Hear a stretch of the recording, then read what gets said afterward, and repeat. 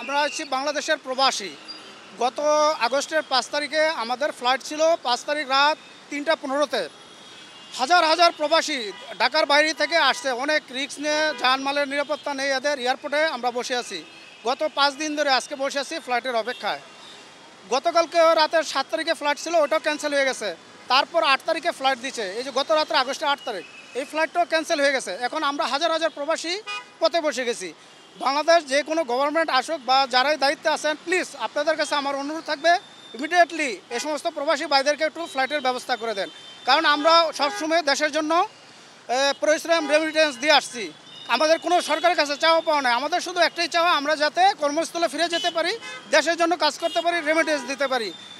যারাই আছেন, এবং গতকালকে আমি একটা নিউজে দেখলাম বাংলাদেশ বিমান বাহিনীর কর্মকর্তা যারা আছেন ওনারা নিয়ন্ত্রণ করেন এয়ারপোর্টে, তাতেও আমরা কোনো সুফল পাই নাই। এয়ারপোর্টে দেখলাম তাদেরও কোনো অনুপস্থিতি নাই।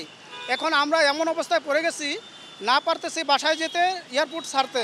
এখন আপনারা একটা সলিউশন দেন, কিভাবে আমরা প্রবাসীরা দেশের বাইরে যেতে পারি এবং কাজ করতে। এখন আমার সমস্যা হয়েছে, আমার 3টা ফ্লাইট মিস এ পর্যন্ত।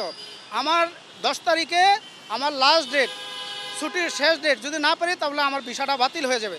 আমার মতো হাজার হাজার প্রবাসী ভাই এমন অবস্থা আছেন, ওনারা কান্না পর্যন্ত করতেছেন। এখন ওনারা কোনো মিডিয়ার সামনেও যেতে পারতেছে না। আমি ওনাকে বলছি যে আমার সহকর্মী যারা প্রবাসী ভাই আছে, চলেন আমরা সবাই মিলে একটা নিউজ করি, এটা যাতে প্রশাসনের কাছে যায়। এবং বাংলাদেশ সেনাবাহিনীর যিনি জেনারেল, ওনার কাছে আমার আবেদন থাকবে, আপনি একটু দয়া করে আমাদের প্রবাসীর দিকে একটু খেয়াল রাখেন, প্রবাসীদের খেয়াল রাখেন। কারণ প্রবাসীরা বাইরে যেতে না পারলে রেমিটেন্সও আসবে না দেশে, এবং এই লোকগুলি সব বেকার হয়ে যাবে, তাদের কোনো কর্মস্থল নাই।